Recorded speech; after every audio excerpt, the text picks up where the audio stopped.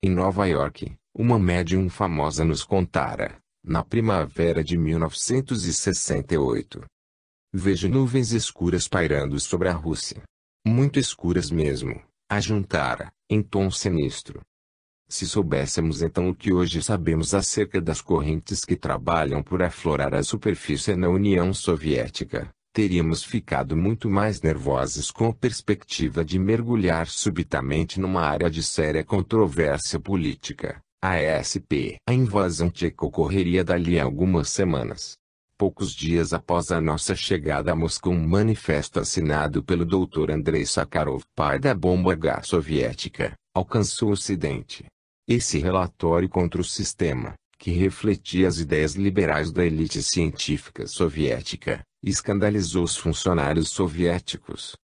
Registraram-se igualmente francas demonstrações, por parte de cidadãos soviéticos, contra políticas do regime, coisas até então inauditas na Rússia. Ao mesmo tempo, neo-stalinistas retrógrados assumiam rapidamente o controle. Dali a pouco, centenas de cientistas seriam dispensados por motivos políticos.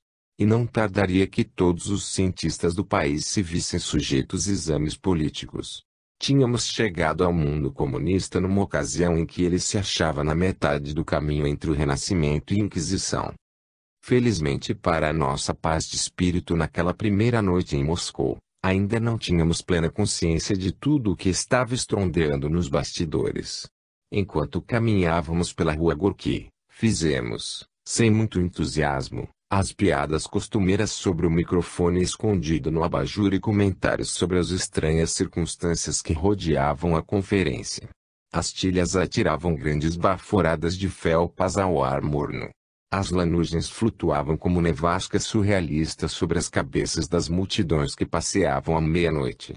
Desde o passeio de Sheila Rússia em 1961, edifícios de aço e de vidro, ao estilo de Nova York, tinham se erguido para refletir os antigos domos asiáticos do Moscou. Havia novos artigos de consumo, novas lojas, mais automóveis, gente melhor vestida. Enquanto caminhávamos na direção do Kremlin e passávamos pelo velho Hotel Metropol, que fora outrora o quartel-general moscovita de Rasputin, o místico monge que tivera nas mãos o czar e toda a Rússia, perguntamos a nós mesmas se iríamos encontrar algo sólido a respeito da telepatia da época espacial de Karl Nikolaev e a respeito dos métodos ou truques de Nelia Mikhailova.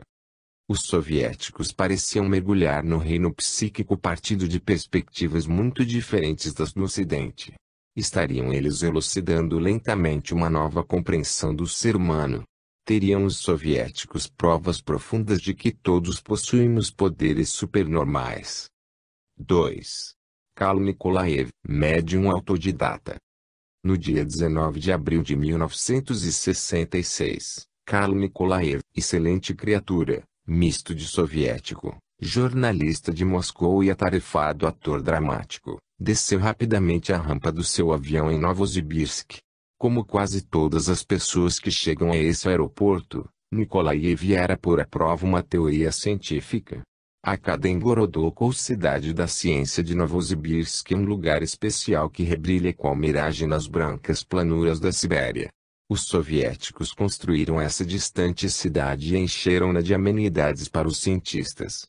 Numa atmosfera francamente intelectual, a média de idade na Cidade da Ciência de Novosibirsk cursa por 30 anos, e o que médio é bem superior a 130.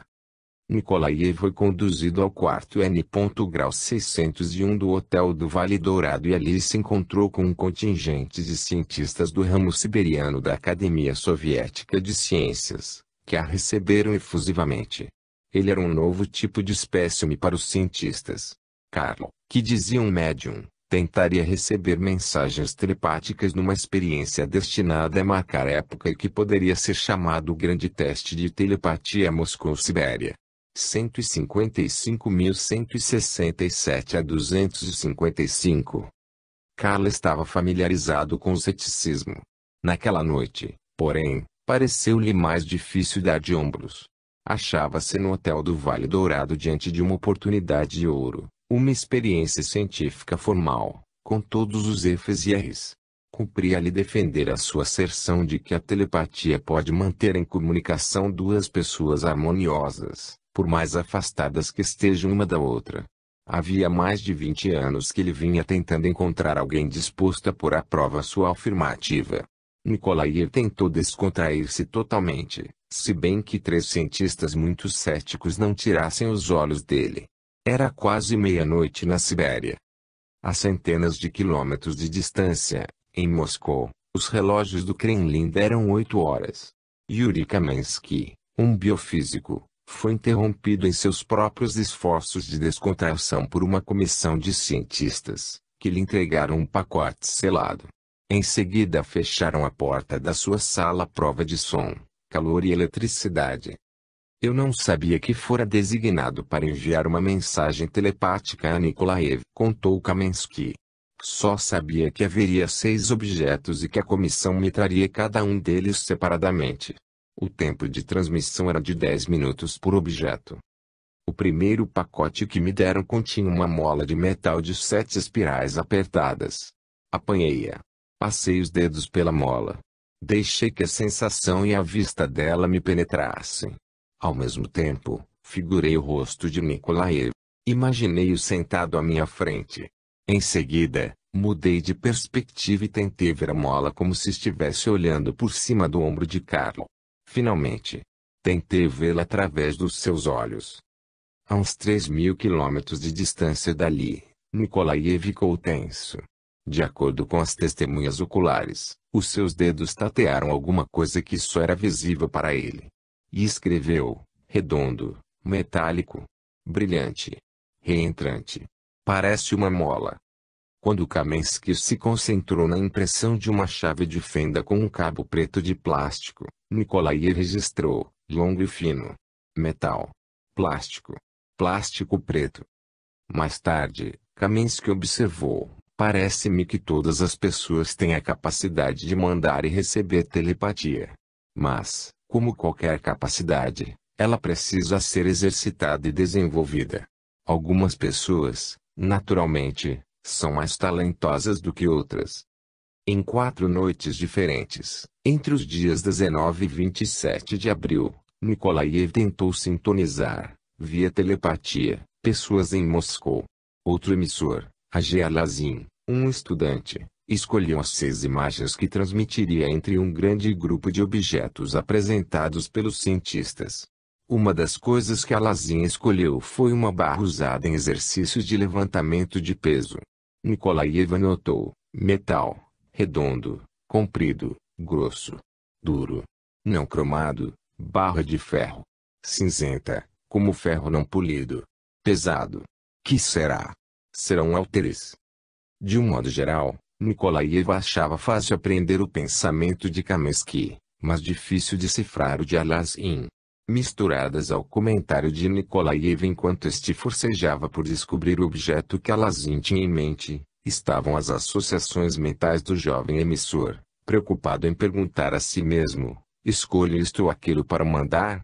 A dificuldade de Karl parecia confirmar uma teoria da parapsicologia soviética. Um emissor experimentado é quase tão importante em telepatia quanto um receptor talentoso.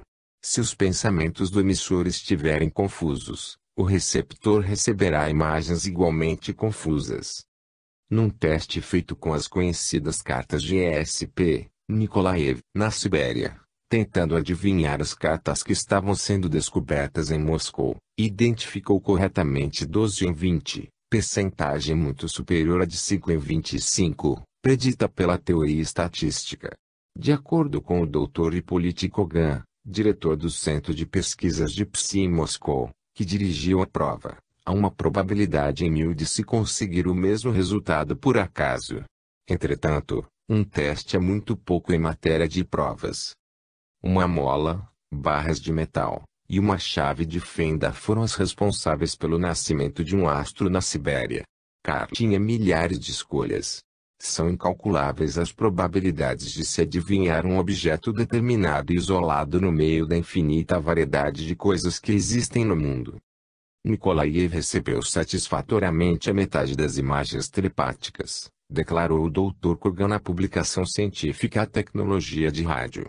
Carlos sintonizou com êxito pensamentos vindos de Moscou, não uma, senão 6 vezes, no que foi mais que uma decisiva defesa pessoal. Os jornais lhe apregoaram o feito e deixaram os russos falando nas maravilhas de Nikolaev no rádio mental.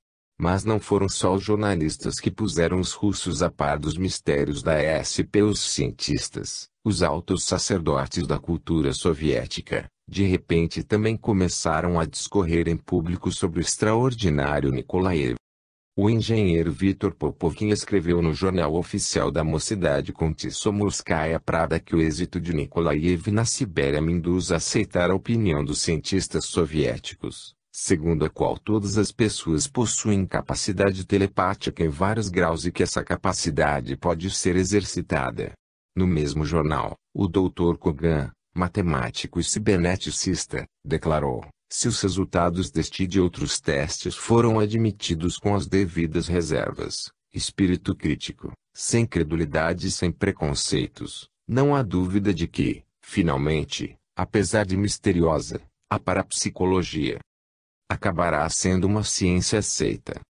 O professor Lazar Sokaribsky, doutor em psiquiatria, manifestou-se através do Pravda de Moscou. A demonstração de telepatia com Nikolaev é de grande interesse, sobretudo para a pesquisa de novas possibilidades no homem. Dar-se-á o caso de estarmos envolvidos numa nova forma de sentido, até agora desconhecido da ciência. Ouvimos com frequência: eu acredito em telepatia, ou eu não acredito. Na realidade, porém, que tem isso que ver com a crença? Essa não é uma formulação científica da questão. Precisamos investigar esses problemas cientificamente. O teste de telepatia Moscou-Sibéria, tão antiquado e clássico quanto um For modelo T, iniciou uma nova era da pesquisa psíquica soviética. Abrira-se uma brecha na barreira, completara-se o protótipo, agora poderiam começar os refinamentos. Pela primeira vez os cientistas soviéticos haviam anunciado publicamente que a URSS também possuía um médium testado. Tivemos a nossa primeira visão do médium Nikolaev quando chegamos à conferência. Vejam, lá está Nikolaev, disse a nossa intérprete, apontando para um outro lado da sala. Ali, aquele homem forte, tornou ela, insistente. Vejam, ele é todo vermelho. Com a sua rubra cabeleira, Carlo Nikolaev parecia ter passado muito tempo debaixo do sol causticante de Moscou. Nikolaev, que ganha dinheiro como ator, também dava a impressão de ter sido incumbido do papel de um chefe cosaco a galopar pelas estepes. Em vez disso, porém, estava participando de uma peça nova, que explorava as sutis correntes psicológicas ocultas entre um grupo de pessoas que voltavam para uma reunião da faculdade. Os seus antecedentes eram impecáveis. O pai de Nikolaev, um bolchevique conceituado, editara importante jornal revolucionário.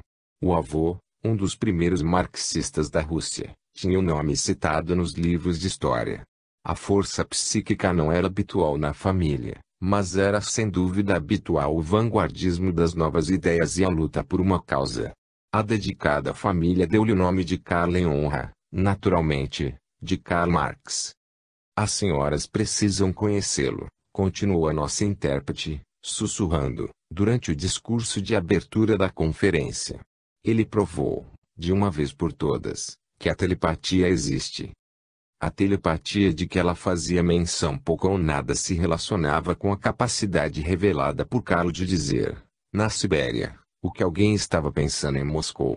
A diferença de tudo o que até agora se descreveu no Ocidente, envolve os pequenos volts de eletricidade que vibram entre os hemisférios cerebrais de Carlo, registrados por um eletroencefalograma. Nikolaev, o individualista, estava sinceramente disposto a ligar-se às máquinas impessoais. Lutara durante muito tempo para tornar-se uma cobaia no laboratório dos cientistas. Por anos a fio, em seu papel de médium, Nikolaev arrostara com paciência as marés da oposição. Os comissários proclamavam que não havia médiums na Rússia. Os ateus e o estabelecimento científico complicaram a luta de Carlo. A ESP não condizia com a sua visão do mundo, de modo que eles sabiam que ela não poderia existir. Mas a primeira pessoa com quem Carlo teve de lidar foi ele mesmo. Decidi ser telepático, declara Carlo, categórico. Não tive experiências nem talentos fora do comum quando criança. Trabalhei com afinco para conseguir um potencial em que a maioria das pessoas nem sequer pensa. Exercitei-me para ser médium. O que fiz, prosseguiu Nikolaev, outras pessoas podem fazer. Creio que todo mundo tem potencial psíquico. Essa é uma das razões por que, no meu entender, os testes científicos destinados a demonstrar as minhas capacidades são vitais. São a prova de que aprendi sozinho a ser telepático. E se eu posso, talvez você também possa. Uma porção de outras pessoas pode, sem dúvida nenhuma. As primeiras batalhas de Carlo não se travaram no campo da ESP, mas conduziram-no a ele. Embora mal tivesse completado 15 anos quando rebentou a guerra, foi convocado para participar da luta de morte entre a Rússia e os nazistas. Quando os russos conseguiram, lentamente, fazer recuar o inimigo, Carlo foi transferido da frente de batalha para uma cidade húngara, a fim de descansar. Ele crescerá com a ideia de fazer-se jornalista, como seu famoso pai, Nikolai Gurevich. Nikolaev é o seu nome de teatro, tirado do primeiro nome do pai. Na realidade, porém, o vigoroso adolescente ambicionava ardentemente ser ator. A sua sede de teatro sob qualquer forma levou-o a um espetáculo húngaro em que se apresentava Orlando, hipnotista e telepata que costumava dar espetáculos teatrais.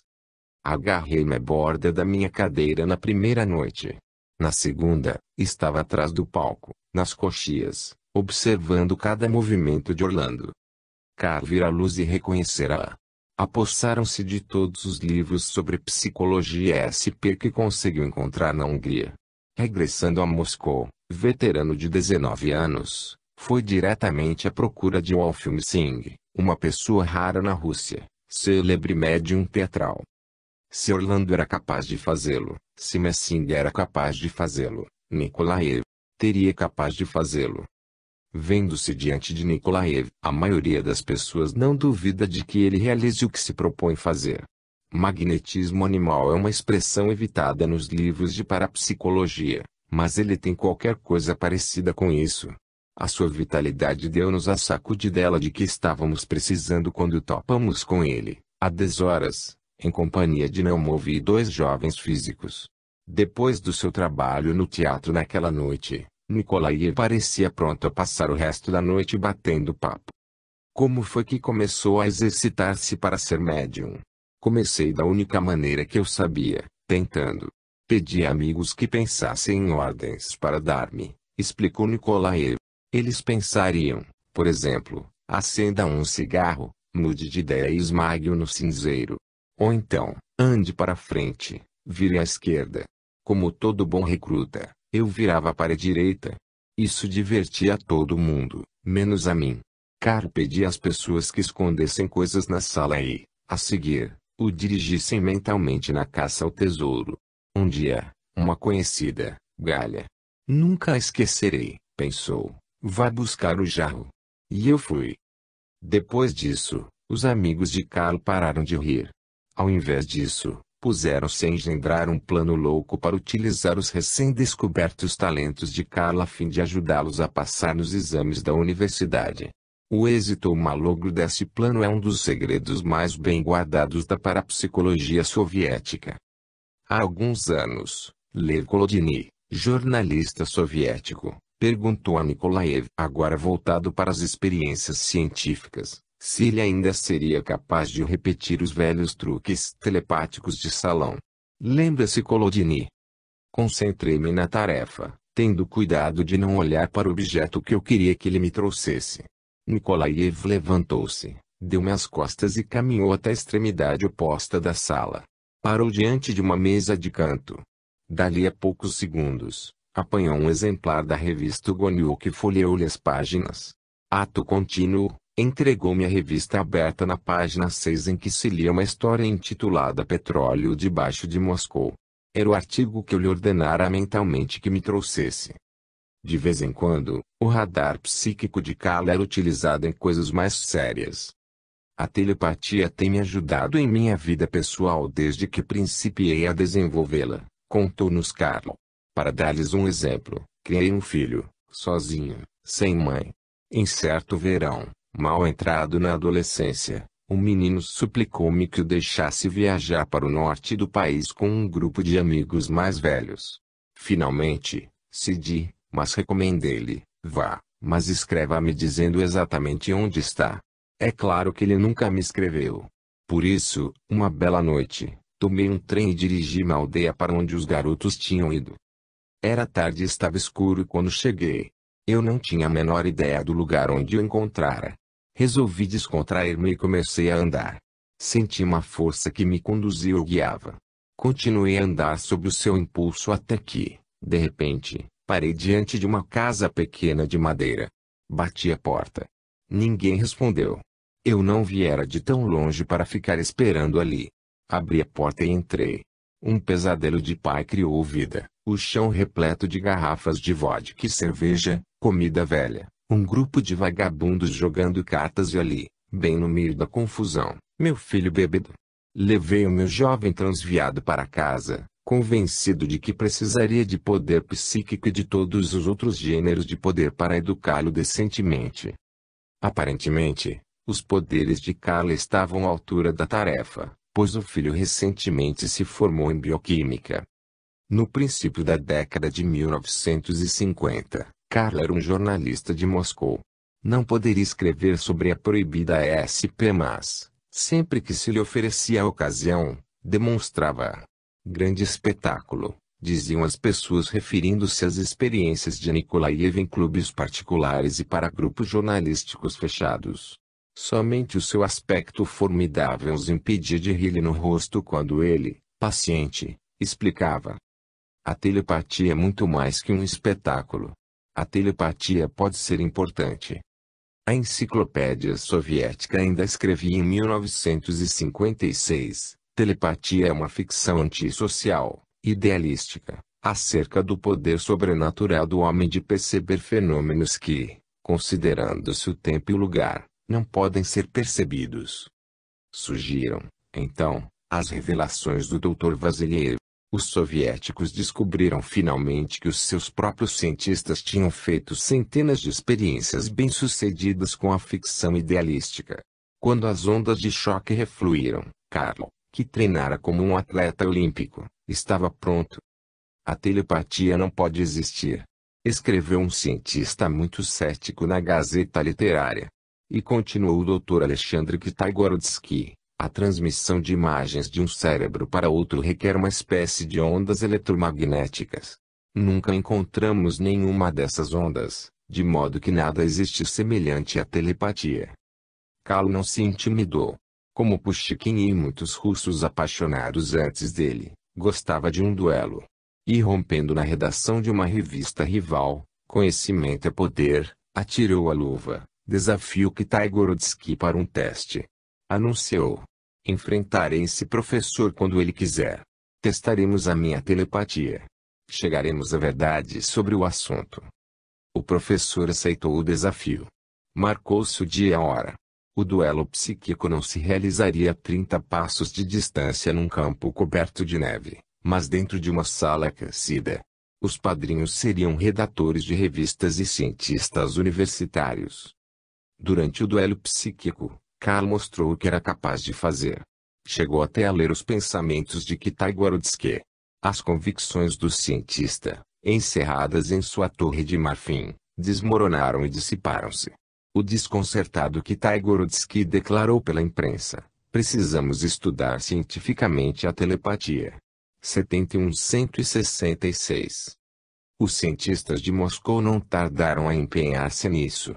O grupo Popov, o que mais se manifestava e o mais conhecido dos centros de pesquisa da URSS, encetou um programa vigoroso sobre a ESP em 1965. O grupo Popov, que é, como os soviéticos polidamente explicarão, A Seção de Bioinformações da Sociedade Nacional Científica e Técnica de Tecnologia de Rádio e Comunicações Elétricas (AS Popov) não tardou a fazer do robusto Nikolaev seu médium residente. Depois de completar toda uma série de experiências telepáticas básicas, o diretor do grupo Popov, doutor Hippolyte Kogan, começou a pensar que talvez os métodos dos físicos funcionassem com a telepatia. As partículas subatômicas não são visíveis, mas os físicos descobrem-lhes os rastros em câmaras úmidas. A telepatia não é visível a nenhum instrumento, mas eles talvez pudessem descobrir os rastros no momento em que ela chegasse ao cérebro. Para fazê-lo, Kogan dispunha agora de um equipamento recém-aperfeiçoado de EEG para registrar ondas cerebrais e um novo meio de analisar matematicamente os gráficos. E contava também com uma fonte de telepatia perfeitamente digna de confiança, dois telepatas vigorosamente treinados, Nikolaev e Yuri Kamensky. Em março de 1967, acompanhado por Eduardo Naumov, então presidente substituto do grupo Popov, Karl embarcou no expresso Flecha Vermelha para Leningrado, onde esperava captar mensagens telepáticas de Kamensky em Moscou. Esses dois, Kamensky e Nikolaev, são Zuntle e Brinkley da telepatia soviética. Participaram de quase todos os testes importantes da década de 1960, enviando imagens, sons, luzes e mensagens em código ao longo da sua ligação telepática. Além do par telepático, duas outras figuras importantes da parapsicologia soviética participaram da tentativa de explorar os mistérios da telepatia à medida que ela se desenrola no corpo e no cérebro. São a doutora Lucia Pavlova, eletrofisiologista do Laboratório de Fisiologia do Trabalho da Universidade de Leningrado, e o seu colega mais conhecido, o matemático Dr. Gennady Sergeyev, do Laboratório Alkitonsky, dirigido pelo exército soviético. Nikolaev instalou-se numa sala isolada, à prova de som, ligada a um laboratório cheio de máquinas controladoras. Fora, em outra seção do laboratório, a doutora Pavlova, em companhia de Sergeyev e Naumov, observava os gráficos que registravam seguramente a respiração, os batimentos cardíacos, os movimentos dos olhos, a atividade muscular e o mais importante de tudo, as ondas cerebrais de Nikolaev. Geralmente me dão meia hora para eu poder chegar ao estado apropriado de relaxamento, comenta Nikolaev. Preciso estar completamente relaxado, mas atento. Durante esse tempo, o seu cérebro emitiu um firme ritmo alfa, o padrão do repouso.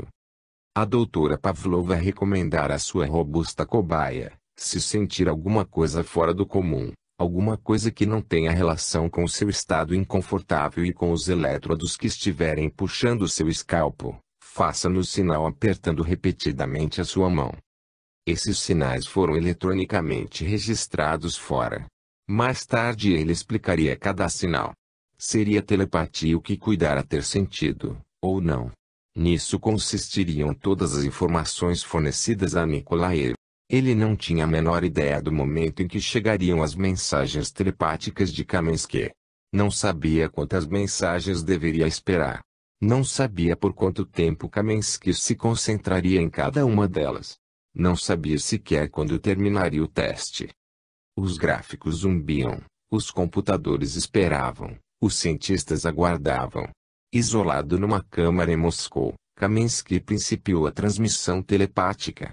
Os súbitas, 3 segundos depois, numa sala remota de Leningrado, as ondas cerebrais de Nikolaev modificaram-se drasticamente. Os soviéticos haviam surpreendido o momento em que a telepatia começava a operar no cérebro. A ser válida a prova, este não é um feito de somenos nos anais da pesquisa psíquica. É um autêntico e sensacional avanço. As ramificações conduzem a campos muito mais emocionantes do que a simples prova da telepatia. Primeiro que tudo, no entanto, as fitas da doutora Pavlova e do Dr. Sergeyev constituem uma nova espécie de prova, gráfica e palpável. A demonstração de que alguma coisa estava acontecendo entre Nikolaev e o seu parceiro, a 640 quilômetros de distância, chama-lhe telepatia ou outro nome qualquer. Depois de toda a sua luta persistente, As ondas cerebrais e Carlo pareciam ter vencido uma batalha por ele. Seguiram-se outros testes bem-sucedidos a longa distância. A vitória das ondas cerebrais foi também um triunfo para Dr. Sergeyev, inventor de importantes métodos matemáticos e estatísticos para analisar o EEG, que permitiram aos parapsicologistas surpreender os rastros da telepatia no cérebro. A doutora Pavlova comentou cautelosamente, em 1967, o êxito do rastreamento da telepatia no cérebro. Precisamos ainda de novos testes a longa distância para chegar a conclusões completamente definidas. Entretanto, os resultados dos nossos testes de distância média, já realizados em grandes números, são extremamente promissores. Aludindo a testes de telepatia em que tanto o emissor quanto o receptor são submetidos ao EEG, o Dr. Kogan refere que o momento de transmissão do pensamento, segundo se verificou, foi assinalado por drásticas alterações nas fitas do EEG de cada um. Que acontece no cérebro de Nikolaev durante a telepatia. Compendiando extensa série de sessões de EEG, não só experiências a longa distância como também experiências a distância média, em que Kamensky e Nikolaev ficaram em câmaras blindadas, separadas pelo espaço de 2 salas, a doutora Pavlova relatou. Detectamos essa inusitada ativação do cérebro de 1 a 5 segundos após o início da transmissão telepática. Sempre a detectamos alguns segundos antes que Nikolaev tivesse consciência de estar recebendo uma mensagem telepática. A princípio, registra-se uma ativação genérica, não específica, das seções anterior e média, motor e lógica, do cérebro. Nos casos em que Nikolaev recebe a mensagem telepática conscientemente, a ativação do cérebro logo se torna específica e transfere-se para as regiões posteriores, aferentes, do cérebro. Esse padrão específico permanece claro nos gráficos por algum tempo depois de cessada a transmissão. A telepatia no cérebro parece mover-se em direções específicas. O ponto em que essa atividade se focaliza no cérebro depende, segundo os pesquisadores soviéticos, da espécie de mensagem que está sendo emitida. Em Moscou, Kamensky concentrou-se numa caixa vazia de cigarros Ciava. Em Leningrado, Carla notou alguma coisa parecida com cigarros. É a tampa, dentro está vazia. A superfície não é fria. É de papelão. Antes de receber conscientemente a imagem da caixa de cigarros, a atividade do cérebro de Nikolaev parecia localizar-se na região occipital posterior, na área de regra ligada à visão. Significativamente, quando Kamensky transmitia sons por via telepática, como uma série de zumbidos e assobios, a atividade do cérebro de Nikolaev se localizava na seção temporal, área normalmente ligada ao som. A doutora Pavlova fez algumas curiosas observações relacionadas com o seu extenso trabalho sobre ele.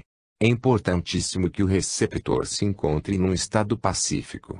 O homem não é normalmente capaz de manter esse estado de repouso operativo por muito tempo sem movimentos involuntários, sem pensamentos que o distraiam. Mas os soviéticos insistem, podemos exercitar-nos nesse estado meditativo necessário ao êxito telepático. O Dr. Milan Rizbo, bioquímico de Praga que hoje mora nos Estados Unidos, é um dos poucos cientistas de fora que discutem com a equipe Pavlova Sergeyev Naumova suas diversas experiências de EEG. Utilizando EEG, eles fizeram descobertas importantes no campo da ESP, diz Rizum. Os descobrimentos soviéticos nos serão utilíssimos no controle da ESP. Além de adestrar-se no laboratório, Carlo fizera mais alguma coisa para aprimorar as suas proezas telepáticas desde os dias do vir à esquerda, vir à direita. Já ouviram falar em yoga? Perguntou-nos ele. Se não tivéssemos ouvido iríamos ouvir, porque os 2 cientistas que apareceram naquela noite com Carlo tinham uma pasta de fotografias reveladas em casa, em que se viu um jovem magro no lindo e retorcido alfabeto de posições de yoga. Não faço os exercícios, continuou Carlo, dando umas palmadas no corpo sólido. Ele faria um lótus abundantíssimo, mas estudei a filosofia, a Raja Yoga, e principalmente os exercícios respiratórios. Pratiquei-os durante 11 anos. Eles me deram um controle muito mais perfeito do meu corpo e de mim mesmo. E ensinaram-me também uma porção de outras coisas. Sabem que Stanislavski desenvolveu seus famosos métodos de representar através de um estudo da yoga. Ele acreditava que um ator precisa poder eliminar todas as tensões musculares antes de entrar no palco, pois achava que as tensões ou tenagens dos nervos bloqueavam a verdadeira liberdade de movimentos e expressão. A fim de descobrir mais coisas a respeito de diferentes estados de consciência, os soviéticos acertaram com o governo indiano, no princípio da década de 1960, o envio de yogis à Rússia para serem estudados no laboratório. Voltando à telepatia, Carl prosseguiu. Precisamos de mais experiências como as máquinas. E vamos fazê-la. Precisamos demonstrar a telepatia subjetiva e objetivamente. Algumas pessoas jamais acreditarão quando eu disser que estou recebendo qualquer coisa telepaticamente. Não querem acreditar. E eu nem sempre acerto. Fez uma pausa para acender um cigarro. Alguns médiums parecem ser muitas pessoas numa só. Como que num adejo subliminal, distinguem-se outras vozes, vislumbram-se outros rostos. Mas Nikolaev sempre parecia ser Nikolaev, muito embora suas atividades fotógrafo, ator, entusiasta de automóveis, telepata, escritor sejam suficientemente amplas para todo um grupo de pessoas. Os artigos de Carla ainda aparecem em revistas de prestígio. Naquele momento, porém, a sua atenção se concentrava na telepatia. Existem inúmeros problemas em experiências comuns. Certa vez me disseram que eu precisava acertar 5 imagens em 10, pois, do contrário, diriam que eu falhara, que eu não possuía capacidade psíquica. E se eu recebesse apenas 2 telepaticamente, ou uma só? Os infatigáveis olhos azuis iluminaram-se. Isso, então, já não é um sucesso quando estou a quilômetros de distância. Nikolaev falou convicto. Mas com uma convicção polida, sem a eloquência arrebatada do seu discurso na conferência, já perturbada por maquinações políticas que se intrometiam na pesquisa do psi. Poucas semanas antes, Carl havia sido reputado pela Gazeta Literária ao fazer o que ele agora considerava um teste injustamente manobrado. Era sobre isso que iria falar. Com os grossos e fortes antebraços apoiados no atril, Nikolaev começou. Estava lá, disse ele, como particular, representante apenas de si mesmo. E confessava-se cansado de todos os ataques sem sentido. A ESP estava cansado das pessoas que ainda não haviam sequer passado uma hora estudando o assunto e já eram citadas como autoridades na matéria. Estava cansado, em suma, de toda a confusão que se fazia em torno do que ele considerava um campo novo e frágil, que poderia e deveria ser sumamente benéfico para toda a gente. O discurso de Nikolaev lembrava muitas as manifestações do poeta russo Voznesensky escandindo seus versos ricos e irados. É uma espécie de retórica sonora, pesada, shakespeariana e churchilliana, que não se ouve mais em inglês. Mas essa mistura apaixonada de emoção e intelecto ainda emprega no verdadeiro discurso russo, até entre cientistas. Conhecemos uma mulher em Leningrado que também possuía talentos psíquicos. E ela disse a respeito de Carl Nikolaev. Não o conheço, mas ele está lutando por mim. Forçando os cientistas a fazerem experiências com telepatia, ele está ajudando a provar que não sou desequilibrada, que não sou uma feiticeira de contos de fadas. Era isso que as pessoas diziam a meu respeito. Os soviéticos passaram para o interior do psíquico. Essa tomada de posição está começando a banir os aspectos de caça às bruxas do estudo erudito do psíquico.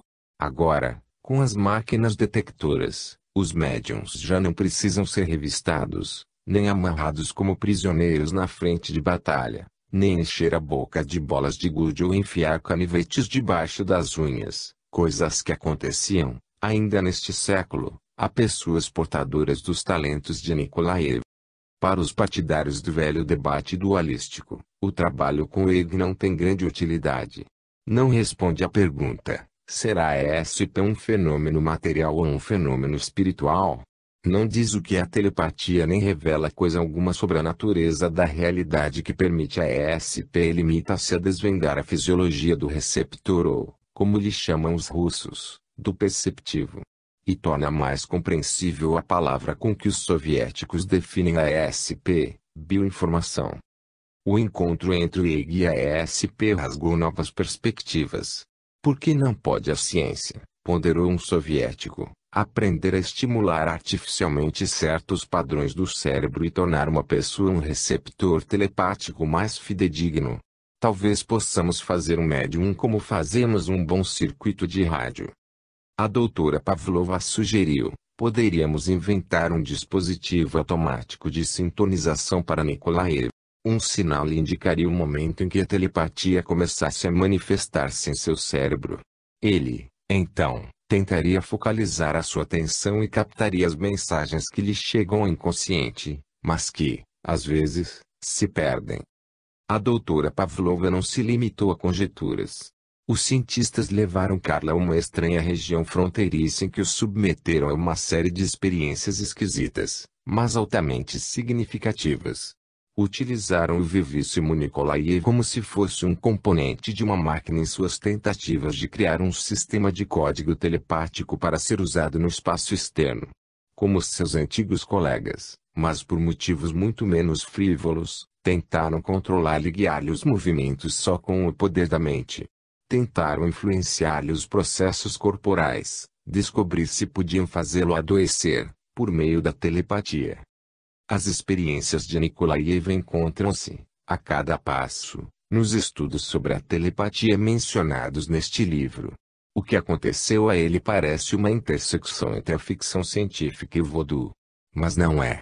Estribados em máquinas complicadas e teorias matemáticas, os soviéticos estão tentando desvendar alguns dos estranhos poderes do homem, a cujo respeito muito se tem falado a boca pequena, mas que nunca foram rastejados sob as luzes brilhantes dos laboratórios.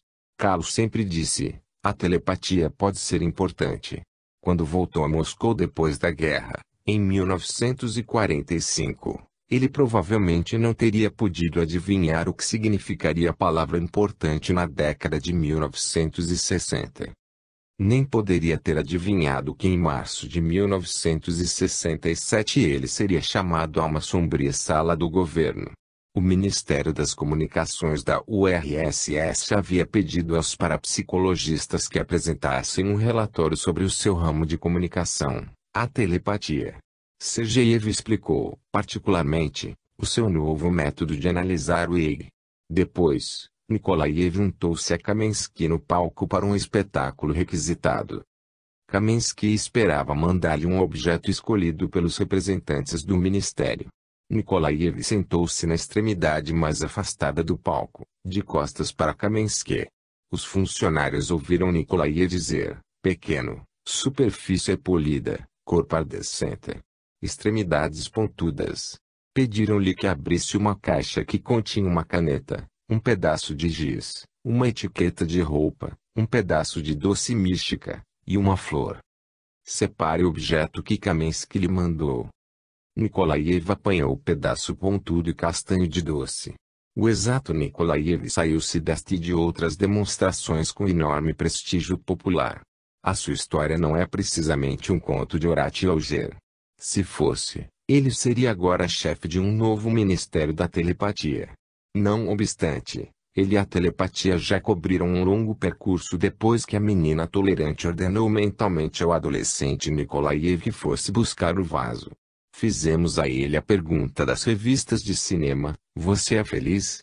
Por que fez tudo isso? Por que lutou tanto para tornar-se telepata? Por quê? Para quê? Nikolaev inclinou-se e pudemos sentir uma espécie de trovão heráldico troar dentro dele. Para ser mais. Para que serve a vida? Para desenvolver todas as possibilidades. Isso é felicidade, amar o que se faz, expandir-se continuamente, tornar-se constantemente algo mais. Os seus dois amigos Inamor principiaram a falar-nos sobre isso também. Estamos no limiar. Talentos nunca sonhados de expansão, realização, alma. Agora. O que teria soado como Poliana em Nova York crepitava à nossa volta como explosões de calor na úmida noite moscovita. Na Rússia fala-se comumente em alma. Os russos parecem preocupar-se com as suas almas como outros tantos Dostoiévskis ensardinhados no metrô, voltando à terra. Os nossos amigos repisaram um tema que descobrimos ser comum nos países comunistas. O poder psíquico pode ter o mais amplo uso possível. É provável, ajuntaram eles, que os poderes psíquicos, um dia, possam integrar-se na personalidade e ser usados como um verdadeiro sexto sentido. O sentido psíquico ajudou-me de muitas maneiras, confidenciou Carlo. Fez de mim um ator melhor. Acho mais fácil agora penetrar a vida dos personagens que represento. Eu me afano melhor com os outros atores e sou mais sensível às reações do público. E provável que todos os artistas se utilizem desse poder sem saber do que se trata. Entretanto, não é apenas um poder para artistas, acrescentou Carlo. E repetiu, todos podem aprender a desenvolver o talento psíquico. Carlos sublinhou que a família e os amigos se orgulham do seu talento de ESP e não consideram como um ser estranho e fora do comum. Lembrando-nos de que os parapsicologistas soviéticos estão interessados em tudo o que diga a respeito aos médiuns, até na incidência de manchas solares no dia do seu nascimento, perguntamos a Carla em que dia nascera. No dia 18 de maio de 1926. Nesse particular ele teria sido um favorito dos astrólogos. Se o leitor já teve a oportunidade de folhear o mais elementar dos folhetos astrológicos, saberá que Nikolaev é um belo espécime do evolvido touro. Como diria uma máquina de prever o futuro, você é bonitão, decidido e tem uma bela voz. A voz de Carlo nos traz visões de graves e polidos instrumentos de madeira. Gregário, aprecia a companhia de outras pessoas. Gosta muito de crianças. Carla adotou um filho que encontrou no orfanato de guerra. Os seus apetites e paixões são absorventes. Com a paixão para ser mais, Carlo Nikolaev é a vigorosa personificação do lado brilhante da parapsicologia soviética. A sua determinação de provar a telepatia e continuar a prová-la levou a um mundo estranho de ondas cerebrais e experiências, a cujo respeito estamos começando agora a saber um pouco mais. 3. Elo da mente, elo do corpo. Já lhes aconteceu conhecerem um estranho e sentirem por ele uma simpatia instantânea, uma espécie de estalo? Perguntou Naumov. Já lhes aconteceu serem apresentados a uma pessoa e sentirem por ela uma antipatia imediata, inexplicável? Nos Estados Unidos esse estalo chama-se química.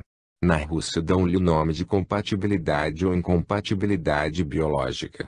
De acordo com os soviéticos, tal experiência corriqueira é simplesmente o ponto culminante visível de um fenômeno mais ou menos deprimente, que pode tornar-se perigoso à medida que se amplia no subconsciente. Essas reações irracionais são muito reais e têm uma base muito real, continuou Naumov. As emoções, os estados de espírito, refletem-se na atividade elétrica do cérebro. Isso acontece porque o cérebro de uma pessoa pode impor o seu ritmo ao cérebro de outra, numa simples manifestação de telepatia espontânea. Aqui está outro pequeno exemplo. Deve ter havido ocasiões em que, estando no local público, notaram que 2 ou 3 pessoas bocejavam ao mesmo tempo. Sugestão. Começamos a ver pelas nossas experiências, que os processos físicos realizados num corpo podem ser telepaticamente transmitidos a outro. E as próprias emoções, prazenteiras ou negativas, podem ser enviadas à mente de outra pessoa telepaticamente. Os soviéticos estão examinando as possibilidades da imposição biológica através da telepatia. Um homem-chave, que estuda e está sendo estudado nessa pesquisa é o biofísico Yuri Kamensky, parceiro telepático de Carlo Nikolaev. Kamensky passou a interessar-se pelos poderes supernormais quando, ainda criança, descobriu, surpreso, que os seus colegas de classe não podiam repetir o que os amiguinhos estavam pensando. Nem conseguiam repetir os números de telefones dos outros com um simples esforço mental. Mas Yuri Kamensky podia. Talento precioso na Rússia, onde não existem listas telefônicas. Agora, com 30 e tantos anos, Kaminsky é uma agradável anomalia, observador e cobaia, cientista disciplinado e ardoroso e voluntário. Há 2 anos Kaminsky demonstrou que o emissor telepático pode ser uma central elétrica que irradia pensamentos. Uma luz intensa brilhou sobre os olhos cerrados de Kaminsky. Era noite e ele estava sentado no laboratório da Universidade de Leningrado olhando por um aparelho binocular. Um dispositivo de cronometragem fazia que as luzes de um estroboscópio brilhassem, num ritmo específico, sobre cada um dos seus olhos, um ritmo para o olho esquerdo, outro para o olho direito. O brilhar das luzes provoca modelos conhecidos de ondas cerebrais.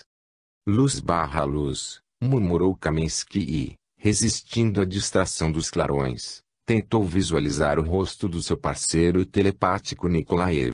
Quase instantaneamente, sentado em outro edifício, Nikolaev estremeceu. Apertou o botão para indicar que, na sua opinião, o pensamento visava ele. Só isso já seria uma boa demonstração de relação telepática. Mas uma espécie de relação muito mais sutil emocionou e os seus colaboradores. O Dr. Sergeyev decifrou rapidamente as ondas cerebrais de Nikolaev com a ajuda de um analisador eletrônico. Nenhuma luz brilhou sobre Nikolaev, que se quedou em estado de meditação. No entanto, quando a luz pulsou sobre Kaminsky, surgiram pulsações na atividade cerebral de Nikolaev. O padrão artificialmente criado no cérebro de Kaminsky dera origem, através do ar, à atividade no cérebro de Nikolaev. Qualquer coisa que estava acontecendo no corpo de Kaminsky fez com que qualquer coisa, de repente, acontecesse no corpo do seu amigo. 82 a 357 382. Nikolaev não teria podido produzir, por si mesmo, esse padrão, ainda que o quisesse, enfatizou Naumov, conversando conosco a respeito dessas insólitas experiências. Em certo sentido, foi como se a telepatia fosse fotografada em seu cérebro. Em todo o mundo, cientistas observaram que uma alteração nas ondas cerebrais de um gêmeo idêntico pode causar uma alteração semelhante. Jefferson Medical College de Filadélfia, e o seu colega, Dr. Thomas. O Dr. Thomas Duane, chefe de oftalmologia do Berend, documentaram essa telepatia física em 1965. Eles mostraram que o ritmo alfa, um modelo de ondas cerebrais típico do estado de repouso, num dos gêmeos poderia produzir o mesmo modelo no outro gêmeo, ainda que este se achasse distante. Kaminsky realizou um feito complicado ao induzir um modelo complexo no cérebro de Nikolaev. O seu pensamento parece tão sobrecarregado quanto a luz de um estroboscópio comparada com a de uma lâmpada de 25 watts. Além disso, seria muito difícil Kaminsky e Nikolaev passarem por primos segundos, quanto mais por gêmeos idênticos. Com o rosto intenso, juvenil, as entradas pronunciadas, o nariz arrebentado, Kaminsky não tem afinidades visíveis com o robusto e vistoso Nikolaev. Não obstante, o treinamento, que incluía tudo, desde a capacidade de visualizar uma cena até a pretensa harmonização de campos magnéticos, produzia momentos de extrema afinidade entre ambos. As pessoas não têm consciência direta do que as suas ondas cerebrais são capazes de fazer. Kaminsky e outro emissor, um talentoso aluno de faculdade, Alex Monin, enviaram a Nikolaev mensagens telepáticas que ele pôde sentir perfeitamente.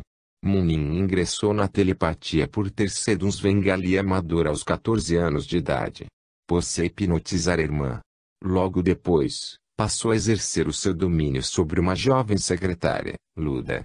Um dia, enquanto Luda se achava em transe diante dele, o espírito do jovem hipnotista passou a ocupar-se de uma dificuldade pessoal que o estava preocupando. A certa altura, lembrou-se de Luda. Agora, quero que você acorde. Luda acordou e, imediatamente, pôs-se a repetir os pensamentos caprichosos que tinham enchido a mente de Monin durante o seu transe. Como é que você soube disso? Perguntou o rapaz, assombrado. Não sei, replicou Luda. As palavras me ocorreram e eu as disse. Instantaneamente convertido em parapsicologista incipiente, Monin saiu à caça de livros sobre telepatia. Provavelmente levava algum para afugentar a monotonia quando se deixava ficar, com a sua expressão intensa, dia após dia, sentado num banco de jardim. O seu pescoço está coçando horrivelmente. Coçou, pensava Monin. Sinta. Um mosquito acaba de pousar na sua nuca. Está picando. Alguns transeuntes começavam, de fato, a coçar o pescoço e a dar tapas em mosquitos invisíveis. Monin se preparava, assim, para ser um emissor telepático, como Nikolaev se exercitava para ser um receptor. Atualmente, Monin trabalha como assistente de laboratório com os parapsicologistas de Moscou. Monin não tentou influenciar Nikolaev fazendo-o sentir cócegas na nuca. Em lugar disso, ele e Kamensky se voltaram para o aparelho de luz. Luzes que brilham em ritmos diferentes diante de cada olho provocam uma sensação de rotação e uma sensação muito desagradável na pessoa que está olhando. Monin tomou o binóculo. Isolado, 2 salas mais adiante, Nikolaev acusou o contato telepático com ele. Sem saber em que consistia a experiência, também sentiu uma súbita náusea. Monin e Kamensky utilizavam a telepatia para provocar enjoos no Ignaro Nikolaev. É evidente que se esforçavam por conseguir os resultados almejados. O magnificamente treinado Nikolaev colocou-se propositadamente num estado de espírito acessível, receptivo. Poderia o mesmo acontecer fora do laboratório. Poderia acontecer acidentalmente. Sim, responde o Dr. Pavel Naumov, que não tem qualquer parentesco com Eduardo Naumov, excetuando-se o interesse pela telepatia psicologista. Pavel Naumov faz os seus estudos na agitada e barulhenta atmosfera de uma clínica ginecológica de Moscou. Os laços biológicos entre mãe e filha são incontestáveis. Na clínica, as mães ficam numa seção distante, separadas dos bebês. Não podem ouvi-los de maneira alguma. Entretanto, quando o filhinho chora, a mãe apresenta sinais de nervosismo. Ou quando uma criancinha está sentindo dor, como no caso em que o médico retira dela uma amostra de sangue, a mãe exibe sinais de ansiedade. Embora não lhe seja possível saber que o médico, naquele momento, está com seu filho. Uma conexão nos 2 sentidos, aparentemente, é a marca dessa ligação telepática ingênita.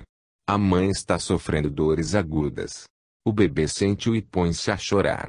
Encontramos comunicação em 65% dos casos, concluiu Pavel Naumov num trabalho apresentado numa importante conferência soviética, em fevereiro de 1968, sobre problemas científicos da telepatia.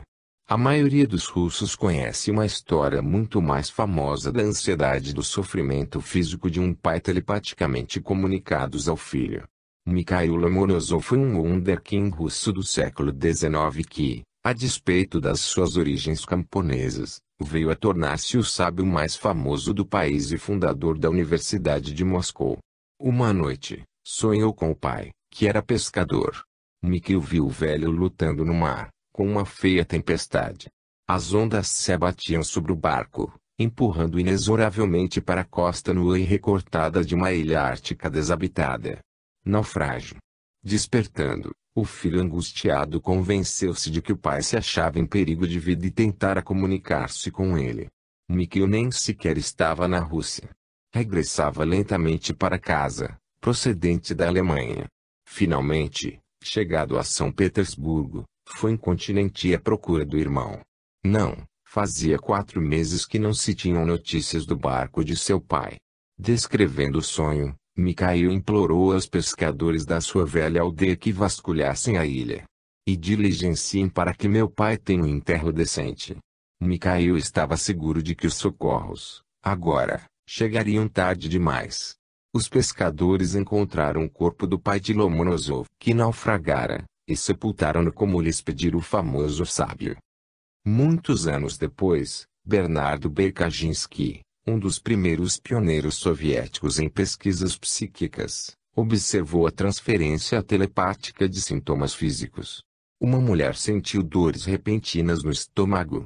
A mais de 2.200 quilômetros de distância, sem que a mulher soubesse disso, sua filha estava sendo submetida a uma cirurgia abdominal.